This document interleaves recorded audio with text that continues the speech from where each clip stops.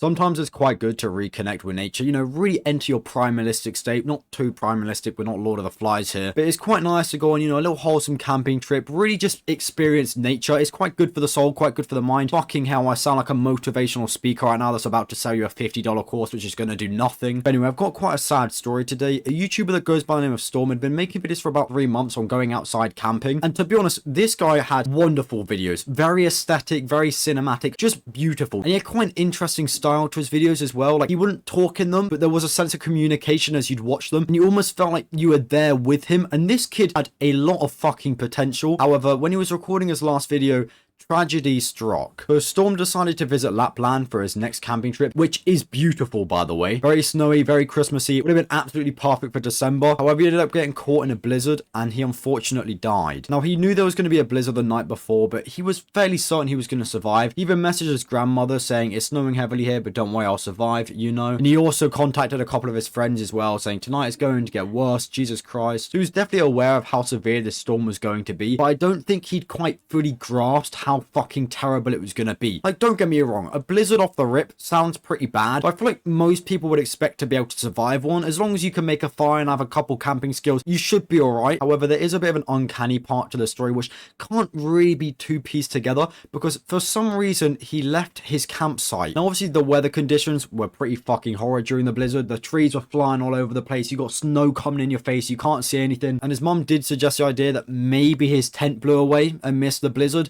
But even so, I feel like you would stay at your campsite if that did happen. Like, I know he's not an official campsite, he's literally just doing wild camping, which is on my bucket list, by the way. I really want to do that shit someday. But I feel like if you're in danger, the best thing to do, as much as it sucks to say, is just staying in the same place, because people know where you are, and you kind of have everything that you need there outside of where you could end up. Like, it really is a bit of a gamble leaving your campsite during a blizzard, but to be honest, I think he might have thought, you know what, fuck, I need to get out of here, I need to just leave, where can I go? And I think things just got progressively worse for him. And the worst part about a blizzard is the temperature can kind of be alright. Like, for Storm, the actual temperature outside was only -6, but as soon as that blizzard came in, you know, you've got the wind, you've got the snow, it felt a lot more like -18, which if you don't have the correct gear, you're fucked. Like, that would genuinely just destroy your body. It's way too cold, your body can't take that kind of temperature, and if you're not properly wrapped up and if you don't have the right heating devices, you are literally screwed. But anyway, fortunately they did find his body, but it was in quite a strange state. His feet and lower legs were completely frozen, so I'm guessing he got seriously caught in the snow. I don't know if they would have frozen before he died, or if it would have been kind of like a slow process where he's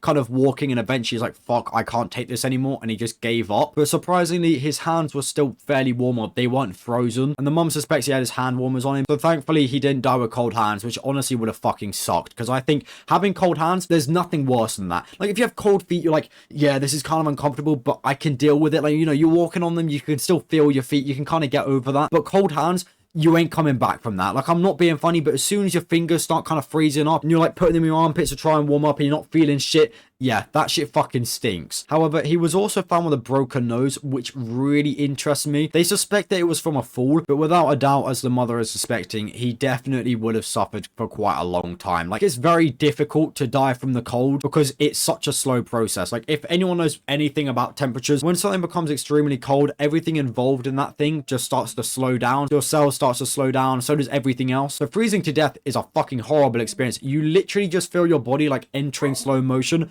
and before you know it, you don't even know what the fuck's going on. But yeah, I don't doubt some of you guys are questioning right now, why the fuck didn't he call emergency services? He did, but they couldn't actually do anything because of the blizzard. And as soon as the blizzard had cleared, well, obviously they made their way, but it was way too fucking late. But yeah, if I had to piece a bit of a story together, I'm guessing he went out and thought the blizzard won't be too bad, it'll be a bit of fun content, started recording shit, realized, oh god, the blizzard's actually going to be really bad. And then the blizzard started, he was like, oh shit, this is really, really bad. And he thought, you know what, I'm just going to go back to my car, because it was only like a day's walk, and he thought, fuck everything else, I don't need that, my life's more important. And then as he was walking, it just got worse and worse and worse, and then he unfortunately died. However, there is one last bit to the story, and his father wants to try and recover his camera, and this may also help them get a rough idea of how he actually died. I mean, I doubt you'd carry on recording if you think your life's at risk, but maybe he'd already accepted the fact that he was going to die, and he just whipped his camera out and was like, you know what, I'm fucked, I'm just going to record this final message for the world, and that's what he put out. But yeah, fingers crossed the dad can try and find the camera. I'll be honest, I think the chances are quite slim, and even if he does find it, the chance of the gear actually working are so unbelievably low. But yeah, if you want a chill evening, you know, maybe you want a video to watch before you go to bed, this guy actually made some really good videos. I mean, there's only 14 of them, which fucking sucks, because I really would have loved to see this kid carry on and actually progress into a great career, because he genuinely had so much potential. But yeah, fingers crossed for the parents, they can get the closure that they need, and that's about it. See you.